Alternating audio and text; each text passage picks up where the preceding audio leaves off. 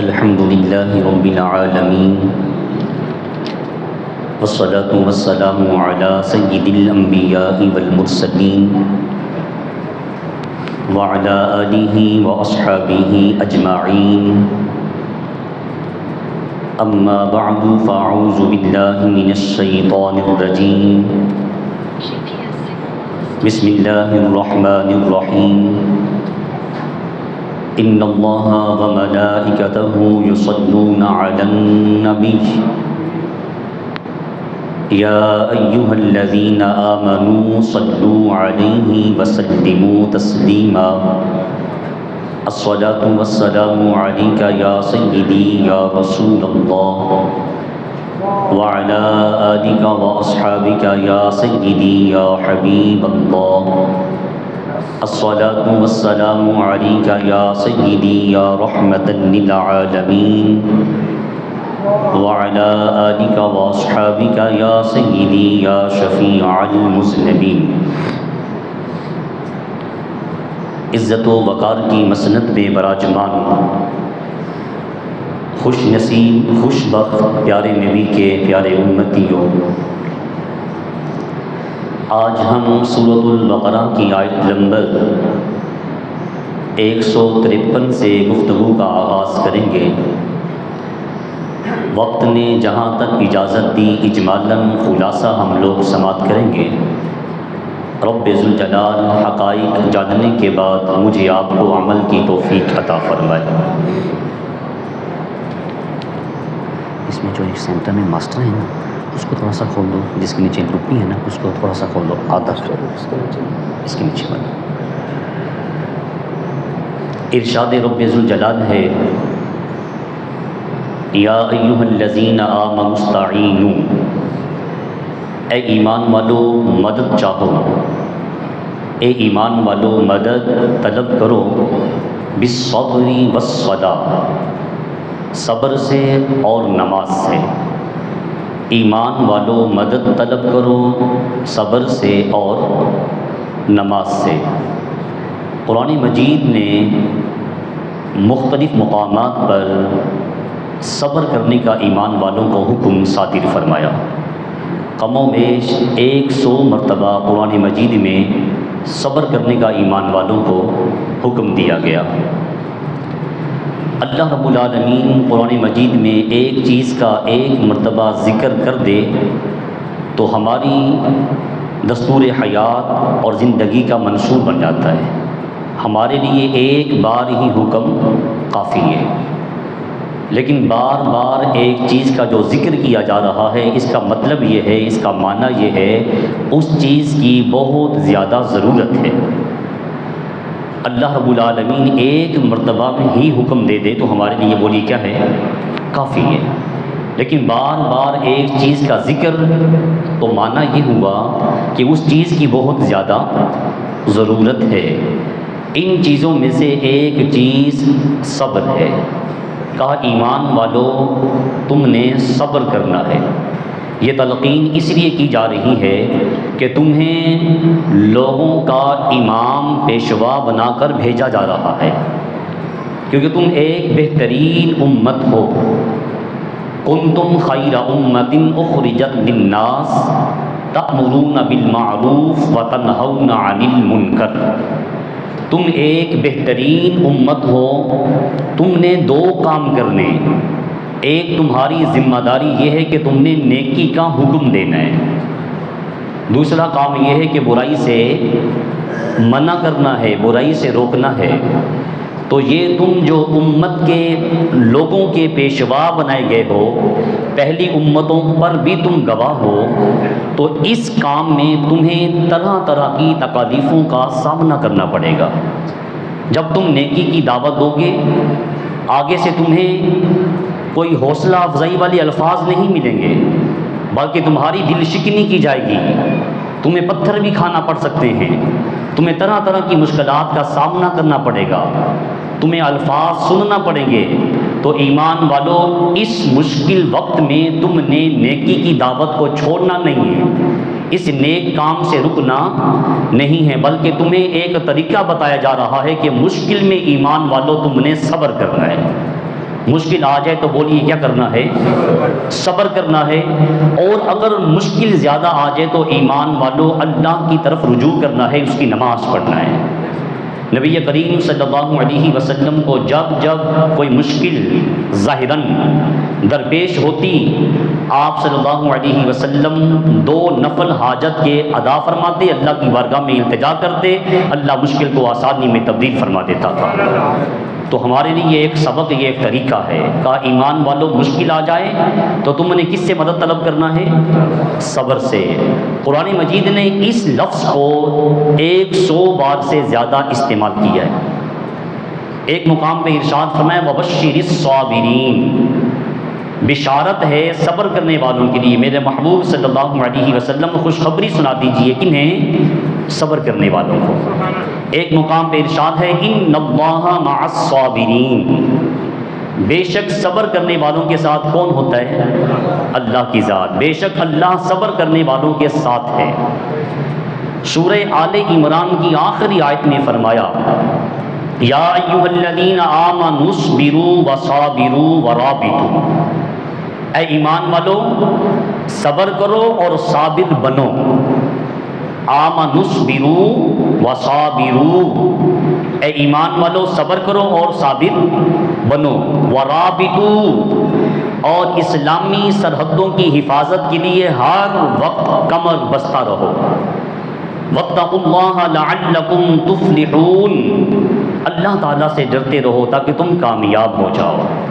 اللہ تعالیٰ سے ڈرتے رہو تاکہ تم فلاح پا جاؤ. کامیابی کس میں ہے؟ اللہ سے ڈرنے میں. قرآن مجید نے صرف ایک ذات سے ہمیں ڈرنے کا حکم دیا ہے، رسول سے بھی ڈرنے کا حکم نہیں دیا. کہا اطیعوا اللہ واطیعوا الرسول، اطاعت کرو کس کی؟ اللہ کی اور اس کے رسول کی. جہاں جہاں قرآن مجید نے اس موضوع کو ڈسکس کیا ہے وہاں صرف یہ کہا ہے واتقوا اللہ، اتقوا اللہ یا ایھا الذین آمنوا اتقوا اللہ حق تقاتہ، اے ایمان والو ڈرو اللہ سے اس طرح جس طرح اس سے ڈرنے کا حق ہے. تو بولیے ڈرنا کس سے ہے؟ اللہ کی ذات سے. تو کہا ایمان والو صبر کا دامن نہ چھوڑنا. صبر ہر تمہاری مشکل منزل کو آسان کر دے گا. معاشرے کے اندر، سوسائٹی کے اندر اور مسلمانوں کے اخلاقی رویوں کے اندر اگر صبر کو داخل کر لیا جائے نا تو ہم محسوس کریں گے کہ ہماری زندگی نہ صرف آسان ہو گئی ہے بلکہ ہماری زندگی میں محبتیں آ چکی ہیں. ہماری زندگی محبتوں والی ہو گئی ہے، ہماری زندگی چاہتوں والی ہو گئی ہے. ہمارے رشتے جو ایک دوسرے سے ٹوٹ رہے ہیں صبر کی وجہ سے اللہ رب العالمین ان نفرتوں کو محبتوں میں بدل دیتا ہے. تو کریم آقا صلی اللہ علیہ وسلم نے بتایا کہ ایمان والو صبر کرنا ہے. کوئی بھی مشکل آ جائے تو بولیے کیا کرنا ہے؟ یا ایھا الذین آمنوا اصبروا. اس سے مطلب یہ ہے کہ ذاتی مشکل آ جائے. آمنوا اصبروا، اگر تمہاری ذات پہ کوئی آزمائش آ گئی ہے، تمہیں بخار ہو گیا، تم بیمار پڑ گئے ہو، یا سر میں درد ہے، یا تمہارا مال ضائع ہو چکا ہے، یہ ذاتی مسائل ہیں، آزمائشیں ہیں. تو کہا ایمان والو ذاتی مشکل میں بولیے کیا کرنا ہے؟ صبر کرنا ہے، اللہ سے مدد کا سوال کرنا ہے. اور آمنوا اصبروا وصابروا، مفسرین نے جو صابرون کی تفسیر کی ہے نا فرماتے ہیں کہ صابرون سے مطلب یہ ہے کہ مد مقابل کی طرف سے کوئی تکلیف آ گئی ہے. آمنوا اصبروا اپنی ذاتی تکلیف، اس پہ صبر. وصابروا اس سے مراد یہ ہے کہ دشمن نے کوئی تکلیف پہنچائی ہے، کسی بھائی کی طرف سے آپ کی دل آزاری ہو گئی، کسی نے آپ کو تانا دے دیا، کسی نے ایسے جملے بول دی کہ آپ کا دل ٹوٹ گیا. تو کہا ایمان والو ان موقعوں پر تم نے صبر سے مدد طلب کرنا ہے، صبر کا دامن نہیں چھوڑنا. ان مشکلات حالات میں اگر تم صبر کا دامن نہیں چھوڑو گے تو میرے محبوب ایسے لوگوں کو خوشخبری دے دو وبشر الصابرین، اللہ تعالیٰ ایسے لوگوں کو صبر کرنے والوں کو جنت کی بشارت دے رہا ہے. اور اگر ہم سورہ فاطر کا مطالعہ کریں نا تو جنت میں جانے والوں کو انعامات کون کون سے دیے جائیں گے؟ فرمایا جنتی جب ایمان والا جنت میں داخل ہوگا، رب ذوالجلال فرماتا ہے کہ میں انہیں سونے ہیرے جواہرات کے کنگن پہناؤں گا۔ مرد کے لیے سونا جائز ہے، ہماری شریعت میں جائز نہیں ہے۔ انگوٹھی بھی نہیں پہن سکتا، کڑے جو پہنے ہوئے ہمارے نوجوانوں نے، یہ دھاگے پہنے ہوئے ہیں، یہ گلے میں زنجیریں، جو یہ بالیاں پہنی ہوئی ہیں، ہماری شریعت اس بات کی ہرگز اجازت، وہ بھلے کسی دربار سے ہو کے آیا ہو، جو چیز رسول کے حکم کے آرے آ جائے، سنت کو توڑ رہی ہو، وہ کبھی چیز نہ شفا دے سکتی ہے نہ اللہ کو راضی کرنے کے لیے وہ بن سکتی ہے۔ تو کریم آقا صلی اللہ علیہ وسلم کے غلاموں، رسول کریم صلی اللہ علیہ وسلم بتاتے ہیں کہ ایمان والوں صبر کا دامن نہیں چھوڑنا، صابرین جنت میں جائیں گے۔ فرمایا ان کو میں سونے کے ہیرے جواہرات کے کنگن پہناؤں گا، قرآن مجید بیان کر رہا ہے۔ اور ریشم مرد کے لیے حرام ہے، لیکن جنت میں اللہ فرماتے ہیں کہ میں انہیں ریشم کا لباس پہناؤں گا۔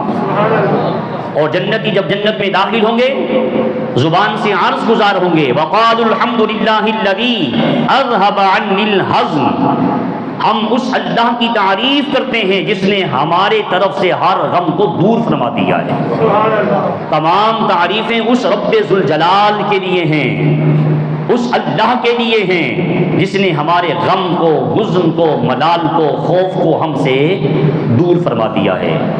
اسی موضوع کے نیچے فرمایا کہ جو ناشکرے ہیں، کفار ہیں، ان کو جب جہنم کا ایندھن بنایا جائے گا وہ چلائیں گے، وہ عرض کریں گے اے رب ذوالجلال ہمیں اس جلتی ہوئی آگ سے باہر نکال، ایک موقع دیا جائے، ہم دوبارہ ایسے برے اعمال تیری کتاب کو نہیں ٹھکرائیں گے اور تیرے رسول کے فرمان کو پس پشت نہیں ڈالیں گے، ایک موقع دیا جائے۔ آگے ہمارا رب انہیں جواب دے گا، قرآن مجید بتاتا ہے، رب فرمائے گا کہ میں نے تمہیں کیا عمر نہ دی تھی، تمہیں زندگی نہیں دی تھی؟ یہ عمر جو میرے اور آپ کے پاس یہ زندگی کی سانسیں ہیں، صرف ایک موقع، ایک چانس، اس کے بعد موقع دوبارہ ملنے والا نہیں۔ کیا میں نے تمہیں عمر نہیں دی تھی؟ کیا تمہارے پاس میرا پیغام لے کے آنے والا پیغمبر نہیں آیا؟ کیا تمہیں میرا ڈر سنانے والا کوئی نہیں آیا؟ کیا تمہیں بتایا نہیں گیا کہ خدا وحدہ لا شریک ہے، اس کے علاوہ کسی کو پکارنا، اس کے علاوہ کسی کو سجدہ نہیں کرنا، ایاک نعبد و ایاک نستعین، صرف اور صرف عبادت اللہ کی ذات کی، مدد بھی اللہ کی ذات سے۔ کیا ڈر سنانے والا نہیں آیا؟ اب تمہارا کوئی مددگار، کوئی تمہارا ہیلپ کرنے والا نہیں ہے، تم اسی میں جلو گے۔ تو کہا ایمان والو تم نے صبر کا دامن نہیں چھوڑنا۔ یہ تمہیں وصیت اس لیے کی جا رہی ہے کہ تم پیشوا ہو، تمہیں امام بنایا گیا ہے۔ اسی سورۃ البقرہ میں کہا وَكَذَلِكَ جَعَلْنَاكُمْ أُمَّةً وَسَطًا، اے امت مصطفیٰ تمہیں ایک بہترین امت بنایا گیا ہے، تم امت وسط ہو، درمیانی امت، اس لیے کہ تم لوگوں پہ گواہ ہوں گے اور محمد مصطفیٰ تمہارے گواہ ہوں گے۔ تمہیں یہ مقام دیا جا رہا ہے اور ساتھ تلقین کی جا رہی ہے، درس دیا جا رہا ہے، تمہاری کان چھانٹ کی جا رہی ہے۔ اے امت مصطفیٰ مشکلات کا سامنا کرنا پڑ جائے واویلا نہ کرنا، ہائے مارے گئے، لٹ گئے، اللہ رب العالمین نے یہ ساری مصیبتیں ہمیں ہی دینا تھی، کس سے شکوہ کر رہے ہو؟ بندے ہو کر اپنے مولا کے دربار میں شکوہ کر رہے ہو۔ تم غلام ہو، کیا غلام کو یہ زیب دیتا ہے کہ وہ اپنے آقا کے بارے میں یہ کہے کہ میں نے ہر جگہ سے علاج کروا لیا مجھے شفا نہیں ملی؟ کیا اپنے اللہ کے بارے میں تم یہ کہہ سکتے ہو یہ شکوہ ہے؟ تو کہا اللہ کی ذات کے بارے میں شکوہ تمہیں جائز نہیں ہے، صبر کرنا ہے۔ اگر اللہ انعام دے دے، انعامات سے نوازے، شکر کرو، اللہ اس کا بھی ثمر عطا فرمائے گا۔ اگر مصیبت آ گئی، آزمائش آ گئی، اس پہ صبر کیا، اللہ رب العالمین تمہیں اس کا بھی اجر و ثواب عطا فرمائے گا۔ ہمارا دین کتنا بہترین دینی الاسلام، پاکیزہ دین۔ کہا تم لوگوں پہ گواہ ہو، محشر کے میدان میں اللہ رب العالمین سابقہ امم سے پوچھے گا کہ تم نے مجھے چھوڑ کر غیروں کو پوجا پاٹ کرنا شروع کی، غیروں کے پجاری بنے، بتوں کو اپنا معبود، اپنا الہ بنایا، ان کو پکارتے تھے غیر اللہ کو، کیا تمہارے پاس کوئی ڈر سنانے والا نہیں آیا تھا؟ کیا تمہیں بتانے والا کوئی نہیں آیا کہ خدا وحدہ لا شریک ہے؟ بولیے ہمارا رب اللہ ہے، ہمارا رب اللہ ہے، بولیے ہمارا رب اللہ ہے۔ کیا کوئی بتانے والا نہیں آیا؟ محشر کے میدان میں رب ذوالجلال کے دربار کے سامنے سابقہ امم کہیں گی اے رب ذوالجلال ہمارے پاس کوئی ڈر سنانے والا؟ جناب عیسیٰ علیہ السلام آئیے، کیا آپ نے میرا پیغام ان کو نہیں پہنچایا؟ آپ نے کہا تھا کہ آپ کی پوجا کی جائے، آپ کی والدہ کو پوجا جائے۔ عیسیٰ علیہ السلام کہیں رب ذوالجلال تیری عزت کی قسم ہے، میں نے ساری زندگی ان لوگوں کو یہی بتایا ہے خدا وحدہ لا شریک ہے۔ نوح علیہ السلام قرآن مجید شاہد ہے، 950 سال تبلیغ کرتے رہے۔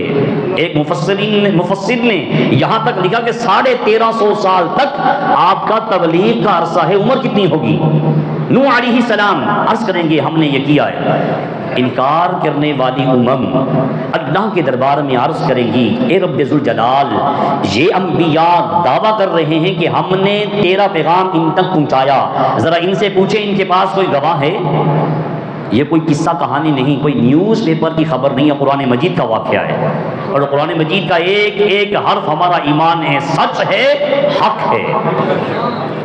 نبی کریم صلی اللہ علیہ وسلم کے غلاموں انبیاء پہ اعتراض کیا جا رہا ہے رب ذوالجلال کے دربار میں کہ اگر یہ سچے ہیں اپنے دعوے میں، ان کے پاس کیا ثبوت ہے؟ کوئی دلیل ہے؟ کوئی گواہ پیش کریں۔ سارے انبیاء اللہ کے دربار میں عرض کریں گے ہمارے گواہ محمد مصطفیٰ کی امت ہے، ہماری شاہد، ہماری گواہی مصطفیٰ کریم علیہ السلام کی امت پیش کرے گی، امت کو بلایا جائے۔ اعتراض کرنے والے کہیں گے کہ یہ لوگ تو وہاں موجود نہیں تھے، عیسیٰ علیہ السلام 550 سال پہلے گزر گئے، موسیٰ علیہ السلام اس سے پہلے۔ وہ قومیں کہیں گی کہ یہ مصطفیٰ کی امت ہماری گواہی، ان انبیاء کی گواہی کیسے دے سکتی ہے؟ یہ تو اس وقت موجود نہیں تھے۔ امت مصطفیٰ سے پوچھا جائے گا کہ تم جو یہ گواہی دے رہے ہو تم تو وہاں موجود نہیں تھے، گواہی کس بنیاد پہ دے رہے ہو؟ امت مصطفیٰ عرض کرے گی ہمیں اے ٹو زی الف سے یہ تک ایک ایک خبر مدینے والے آقا محمد مصطفیٰ نے دی ہے۔ ہمیں یہ ساری خبریں کس نے دی ہیں؟ رسول کریم صلی اللہ علیہ وسلم نے دی ہیں۔ قرآن مجید کہتا ہے وَكَذَلِكَ جَعَلْنَاكُمْ أُمَّةً وَسَطًا لِتَكُونُوا شُهَدَاءَ عَلَى النَّاسِ وَيَكُونَ الرَّسُولُ عَلَيْكُمْ شَهِيدًا۔ پھر محمد مصطفیٰ صلی اللہ علیہ وسلم کو بلایا جائے گا کہ آپ کی یہ امت یہ کہتی ہے سرکار ہمارے گواہ ہوں گے، اور یہ ساری امت مصطفیٰ سابقہ انبیاء اور امم پر گواہ ہوگی۔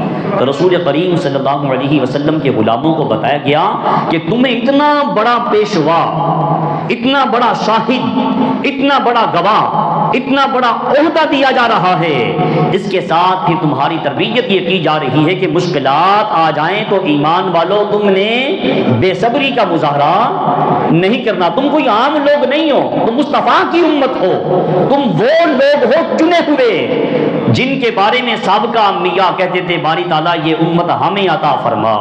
رب نے کہا تھا نہیں یہ میری پیاری مخلوق، یہ امت میرے پیارے محبوب صلی اللہ علیہ وسلم کی ہے۔ تو ہمارے گواہ حضور علیہ السلام ہوں گے۔ تو کہا ایمان والو صبر سے مدد طلب کرو، مشکل آ جائے تو صبر کا دامن نہیں چھوڑنا۔ دشمن کی طرف سے کوئی تکلیف آ جائے، کوئی ایسے کلمات آپ کو سننے کو مل جائیں، کسی نے کوئی تانا دے دیا، کوئی طنز کہہ دیا، اور کسی نے کوئی ایسے جملے کہہ دیے کہ آپ کی طبیعت پاک پر گراں گزرے، تو کہا ایمان والو اس کا واویلا نہیں کرنا، شور شرابہ نہیں کرنا، اس پہ صبر کرنا، پھر اس کا ثمن اللہ کی ذات سے لینا۔ خدا وعدہ خلافی لا یخلف المیعاد، رب کا قرآن کہتا ہے اللہ جو بات کہہ دے رب کی یہ شان ہے کہ وہ وعدہ خلافی کبھی کرتا نہیں ہے۔ وہ خود کہتے ہیں تم ان مشکلات میں صبر کرو گے، وبشر الصابرین، صبر کرنے والوں کو ہم جنت کی بشارت دے رہے ہیں۔ مصیبت آ گئی، ذاتی طور پہ بخار ہوا، جسم میں درد ہے، کوئی حصہ جسم کا کام کرنا چھوڑ گیا، کسی نے کوئی تکلیف پہنچائی، کسی کی طرف سے کوئی ایسے جملے ملے سننے کو جس سے دل آزاری ہوئی، ہم نے پورے شہر میں گلی گلی نگر نگر چرچا کیا ہمارے اوپر یہ مصیبت ٹوٹ پڑی ہے۔ ہم اس مصیبت میں پھنس چکے ہیں، پورے شہر میں ڈھنڈورا پھیرا، جب کسی نے کوئی بات نہ سنی پھر دوبارہ آئے اللہ کی دہلیز پر اور عرض کی رب ذوالجلال ہم تیری طرف رجوع کرتے ہیں، کہا یہ صبر نہیں ہے، اس کو صبر تم تو واویلا کر چکے ہو، جب بے بس ہوئے پھر تم نے اللہ کی دہلیز پہ آ کے دستک دی ہے، لیکن وہ اتنا کریم ہے، اتنا مہربان ہے، بھولا ہوا آ جائے وہ تب بھی کہتا ہے میرا بندہ میری دہلیز پہ آ چکا ہے۔ یا ایھا الذین آمنوا، اے ایمان والو، لا تقنطوا من رحمت اللہ ان اللہ یغفر الذنوب جمیعا، اے ایمان والو اللہ کی رحمت سے نا امید نہ ہونا۔ لیکن کہاں صبر یہ ہے کوئی مصیبت آ جائے تو فوراً خاموشی کا اظہار کرنا اور کہنا یہ اللہ کی طرف سے ہے اور ہمیں اللہ کی طرف پلٹ کر، حدیث پاک میں آتا ہے نبی کریم صلی اللہ علیہ وسلم کے لخت جگر حضرت ابراہیم رضی اللہ تعالیٰ عنہ کا وصال ہوا، کریم آقا صلی اللہ علیہ وسلم گھر میں جلوہ گر ہوئے، آپ کی آنکھیں اشک بار ہیں، آنکھوں سے آنسو بہہ رہے ہیں، سوال کرنے والے پھر کہاں خاموش رہتے ہیں، عرض کی یا رسول اللہ صلی اللہ علیہ وسلم فداک ابی و امی، آقا آپ کی طرف سے ہمیں وصیت ہے، آپ نے ہماری تربیت فرمائی ہے، آپ نے کہا ہے کہ رونا نہیں ہے، آپ نے کہا ہے کہ مصیبت آ جائے، آزمائش آ جائے، صبر کرنا ہے، اور آقا آپ خود آنسو بہا رہے ہیں، آپ رو رہے ہیں، آپ نے فرمایا یہ آنکھوں سے آنسو بہانا، یہ رونا اللہ کی رحمت سے ہے، یہ رونا اللہ کی طرف سے ہے، آنکھیں آنسو بہا رہی ہیں، دل غم زدہ ہے، لیکن زبان کوئی گلہ شکوہ نہیں کر رہی، زبان حال سے یہی عرض کر رہا ہوں اللہ کے دربار میں انا للہ و انا الیہ راجعون، ہم سب اللہ کے لیے ہیں اور ہمیں اللہ کی طرف پلٹ کر جانا ہے۔ رسول کریم صلی اللہ علیہ وسلم کا یہ صدمہ اس موقع پہ ہماری یہ تربیت، یہ میسیج، یہ پیغام بتاتا ہے کہ ایمان والو اصبروا، صبر کرنا ہے، یا ایھا الذین آمنوا استعینوا بالصبر والصلاۃ، کہا ایمان والو تم نے صبر کا دامن نہیں چھوڑنا، صبر کرو گے اللہ رب العالمین تمہیں اس کا ثمر عطا فرمائے گا۔ فرمایا جو یہ چاہتا ہے کہ میں لوگوں سے سوال نہ کروں، لوگوں سے بھیک نہ مانگوں، بھکاری نہ بنوں، بس میں اللہ رب العالمین سے مانگوں اللہ مجھے عطا کرے، فرمایا جو یہ چاہتا ہے کہ میں لوگوں سے سوال کرنے سے بچ جاؤں اللہ تعالیٰ اسے بچا لیتا ہے، جو کوشش کرے، جو حد حرامی پہ اتر آئے، ہاتھ پہ ہاتھ باندھے، منتظر فردا ہے، اقبال کہتا ہے، پھر اس کی تقدیر اللہ بدلا نہیں کرتا۔ میں اس وقت تک کسی قوم کے حالات اللہ نہیں بدلتا جب تک وہ قوم خود اپنے حالات بدلنے کی کوشش نہ کرے۔ فرمایا اگر کوئی چاہے میں دنیا سے بے نیاز ہو جاؤں، بس اللہ رب العالمین سے مانگوں اللہ مجھے عطا کرے، جو یہ چاہے کہ میں دنیا سے بے نیاز ہو جاؤں اللہ رب العالمین اسے دنیا سے بے نیاز کر دیتا ہے، اور فرمایا جو یہ چاہے ارادہ کرے کہ میں صبر کروں اللہ رب العالمین اسے صبر کی توفیق عطا فرما دیتا ہے۔ تو کہا ایمان والو صبر سے مدد طلب کرنا ہے، اور دوسری چیز کس سے؟ نماز سے، ایک صبر اور دوسرا نماز، ان دونوں چیزوں کو آپ نے مضبوطی سے پکڑنا ہے، تم کامیاب ہو جاؤ گے۔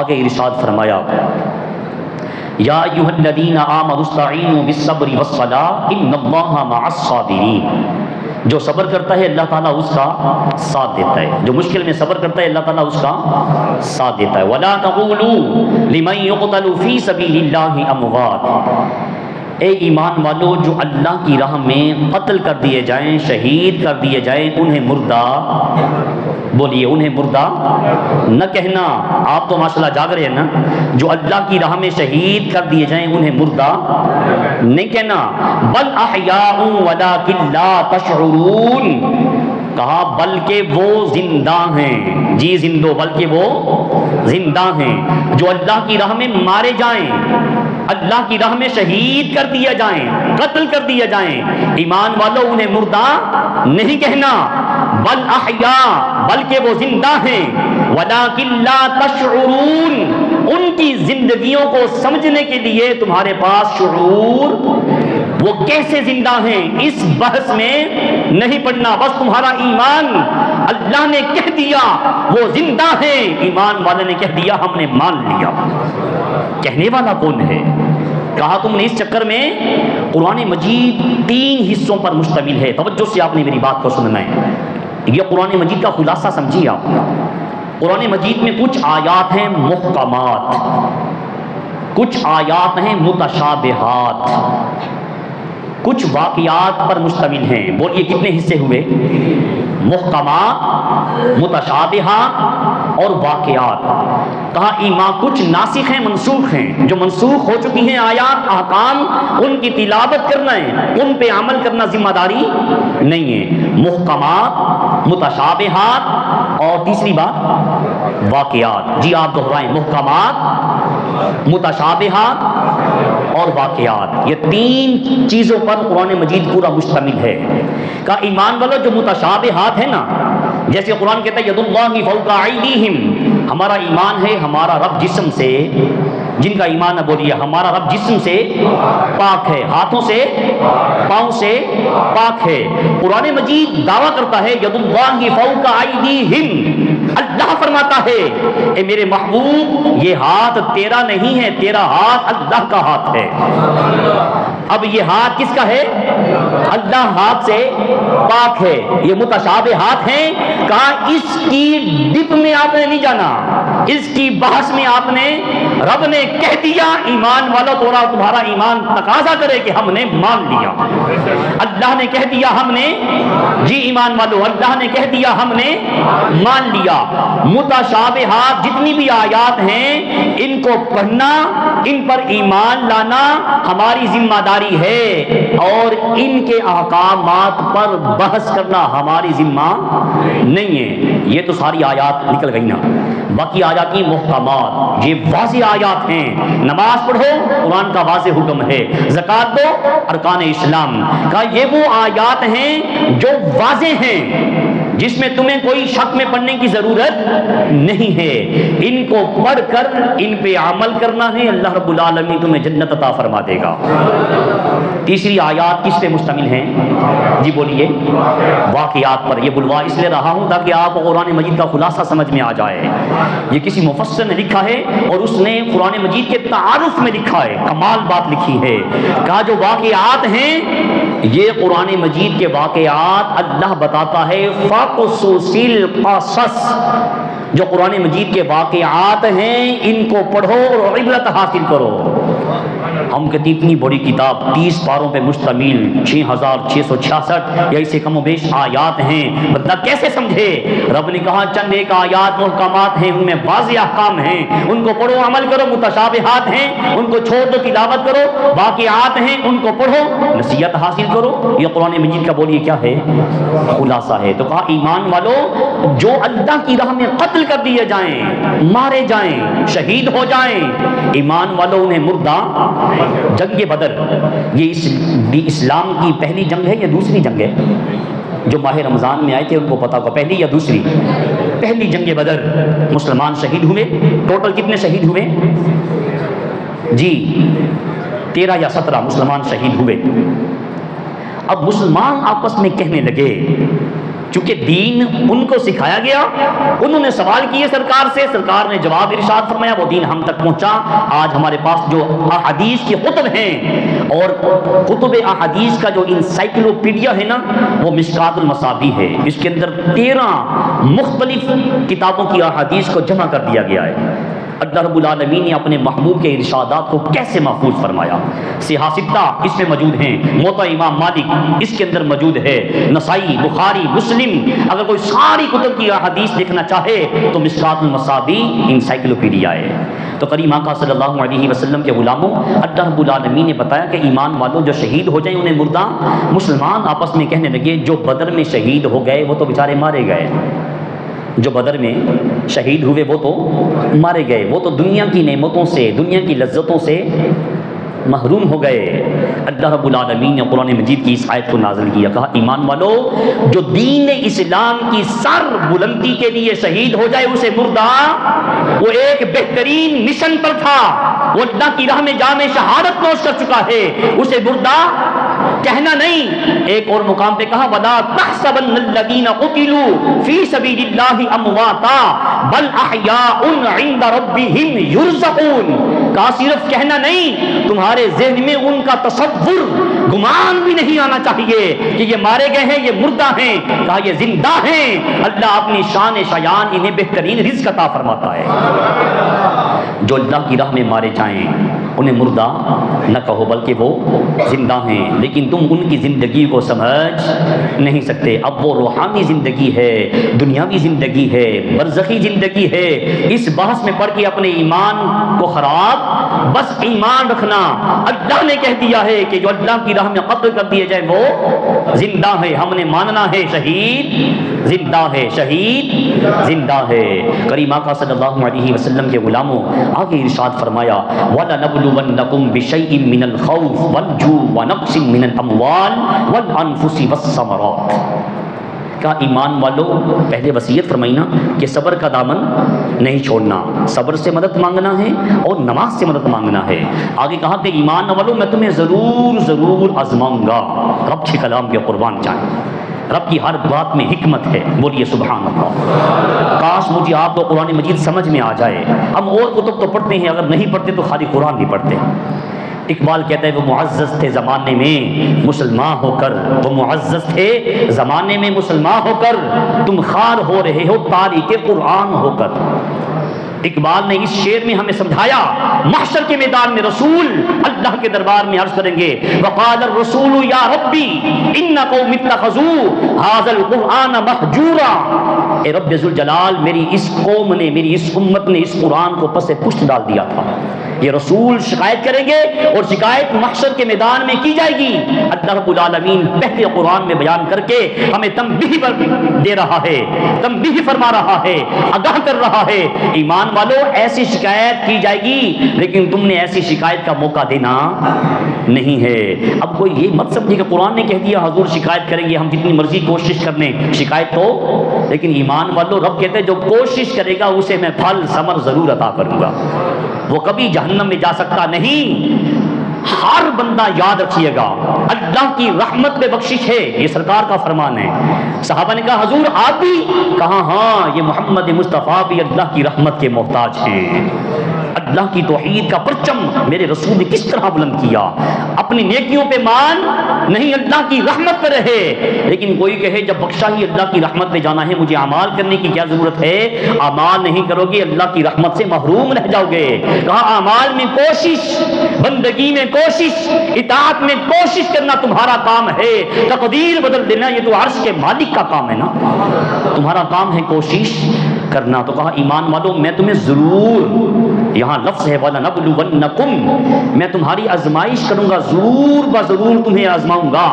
کس چیزوں سے؟ کہا خوف سے، بھوک دوں گا، مال دوں گا واپس لوں گا. توجہ رکھیے گا، مال دوں گا واپس لے لوں گا. مال دے کر بھی آزمائش کروں گا، مال لے کر بھی تمہارے اوپر خوف طاری کر لوں گا، یہ تمہاری آزمائش ہے. اور تمہیں اولاد دوں گا پھر واپس لے لوں گا، تمہاری آزمائش. ان موقعوں پر میں دیکھنا یہ چاہتا ہوں، تمہارا دعویٰ ہے کہ ہم اپنے اللہ سے محبت کرتے ہیں، میں دیکھنا چاہتا ہوں مجھ سے محبت کرتے ہو یا ان چیزوں سے محبت کرتے ہو.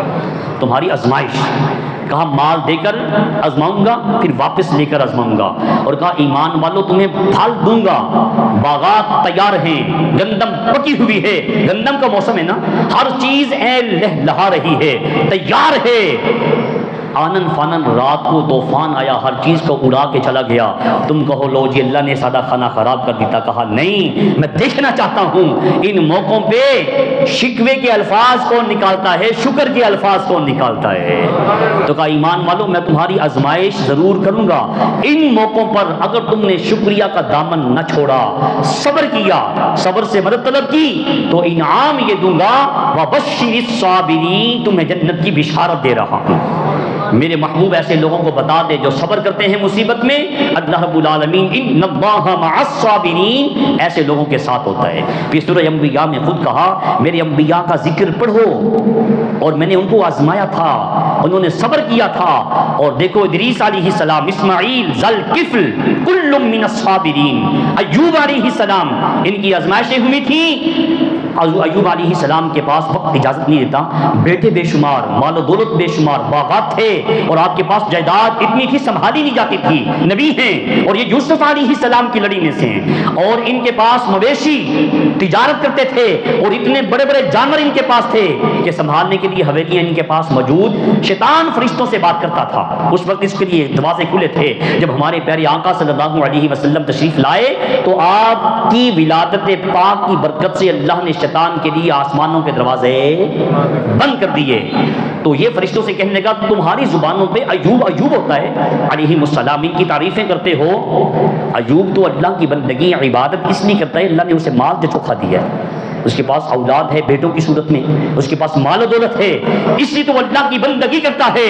اللہ نے کہا میرے فرشتوں یہ شیطان جھوٹ بولتا ہے, میرا پیغمبر ایوب مال سے محبت نہیں کرتا, اپنے اللہ سے محبت کرتا ہے, مخلوق سے نہیں خالق سے کرتا ہے. آزمانا چاہتا ہوں, کہا آزما لو.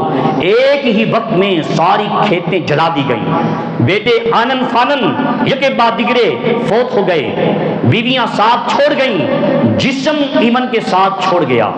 18 سال ایوب علیہ السلام. سورہ انبیاء اگر آپ پڑھیں تو انسان کے رونگٹے کھڑے ہوتے ہیں. ہم تو شے کوئی نہیں ہیں, وہ انبیاء تھے جن سے اللہ محبت کرتا ہے. پھر اللہ جن سے محبت کرتا ہے ان کو آزمائشیں بھی بہت بڑی بڑی عطا فرماتا ہے. ایوب علیہ السلام کا جسم ساتھ چھوڑ گیا, جسم میں دردیں ہیں اور جسم بالکل بیکار ہو چکا ہے. یہ الفاظ مجھے زیب نہیں دیتے نبی کے بارے میں, یہ کہوں بات سمجھانے کے لیے عرض کر رہا ہوں. گھر سے باہر تشریف لے آئے, لوگ دیکھنے کو تیار نہیں ہیں. ایوب علیہ السلام 18 سال اسی مصیبت میں رہے. شیطان تماشا دیکھ رہا ہے کہ کبھی تو زبان سے اللہ کی بارگاہ میں شکوہ کرے گا نا کہ میں نے تیری بندگی کی ہے, مجھے صلہ یہ دیا جا رہا ہے. شیطان طاق میں ہے, لیکن ایوب علیہ السلام نے کبھی زبان سے شکوہ. اور ادھر 35 سالوں میں مجھے ہلکا سا سر میں درد ہو جائے, میں پورے محلے کو وقت ڈال دیتا ہوں کہ میرے سر میں درد ہے اور میں ناشکری کی پٹی باندھ لیتا ہوں. کہا 35 سال تجھے میں نے صحت والی زندگی کی سانسیں دیں, تو نے شکر تو ادا نہیں کیا, یہ ذرا سا درد کیا ہوا ہے, تو ناشکری پہ اتر آیا ہے. کہا ایمان والو ناشکری نہیں کرنی. شیطان کہنے کا اے ایوب تجھے میں کہتا تھا نا, جس کی عبادت کرنے کا میں کہتا تھا کاش تو نے اس کی ہوتی نا, آج ان مصیبتوں میں نہ ہوتا. میں تجھے کہتا تھا میرے نام کا ذبح کر, تو اللہ کے نام کا کرتا تھا. جس کی تو نے بندگی کی ہے, عبادت کی ہے, 70 سال تو اس کی بندگی کرتا رہا, اس نے بدلے میں تجھے یہ صلہ دیا ہے. تیری بیویاں تجھے چھوڑ گئیں, تیرا جسم تجھ سے چھین لیا, اولاد چھین لی, مال چھین لیا, یہ تیرے ساتھ اس نے کیا ہے. ایوب علیہ السلام چاہتے تھے کہ جس طرح صحت والے 70 سال میں نے گزارے ہیں نا, بیماری میں بھی ایسے گزاروں, اس سے دعا نہ کروں. نبی تھے, جیسے ہی الفاظ نکلتے اللہ قبول فرماتا. لیکن کہا رب ذوالجلال تو آزما رہا ہے, میں آزمائش دے رہا ہوں. جب اس نے یہ تانا دیا نا کہ میرے علاوہ کسی کو معبود بنایا ہوتا تو رو پڑے. عرض کی رب ذوالجلال صبر کا پیمانہ لبریز ہو رہا ہے, صرف اس لیے کہ اب یہ امید کرتا ہے کہ میں تجھے چھوڑ کے غیر اللہ کو پکاروں, تجھے چھوڑ کے کسی اور سے محبت کروں, اب مجھ سے برداشت نہیں ہوتا. کہا میرے ایوب جہاں بیٹھا ہے یہاں پاؤں سے لگانا ٹھوکر.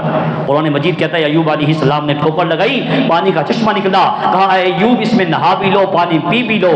آپ نے غسل کیا, پانی پیا, پہلے سے بھی بہتر شفا یابی عطا فرما دی. یہ ثمر, یہ پھل کیسے ملا؟ کہا ایمان والو تمہیں آزماؤں گا, تمہاری آزمائش کروں گا, تمہیں سر کے بال کسی کو دوں گا کسی کو نہیں دوں گا, کسی کو میں جسم صحیح سلامت دوں گا, کسی کا کوئی عضو چھین دوں گا, کسی کو بیٹے دوں گا بیٹیاں نہیں دوں گا, کسی کو بیٹیاں دوں گا بیٹے, کسی کو دونوں نہیں دوں گا. یہ ساری باتوں میں آزما کے دیکھنا چاہتا ہوں تمہاری زبان پہ میری تعریف کے کلمات آتے ہیں یا ناشکری کرتے ہو. اگر میرا شکریہ ادا کرو گے لازیدنکم, تمہیں اور عطا کر دوں گا. کہا اے ایمان والو جب تم پہ کوئی آزمائش آ جائے, الذین اذا اصابتهم مصیبہ, اللہ فرماتا ہے جب ان ایمان والوں پر میری طرف سے کوئی آزمائش آتی ہے نا, میری طرف سے کوئی مصیبت آ جائے تو یہ واویلا نہیں کرتے بلکہ کہتے ہیں قالوا انا للہ و انا الیہ راجعون. رب ذوالجلال ہم تیرے لیے ہیں اور تیری طرف پلٹ کے آنے والے ہیں. اللہ تعالیٰ مجھے اور آپ کو گناہوں والی زندگی سے پلٹ کر اپنی طرف آنے کی توفیق عطا فرمائے. وما علینا الا البلاغ, سنت ادا فرما دے.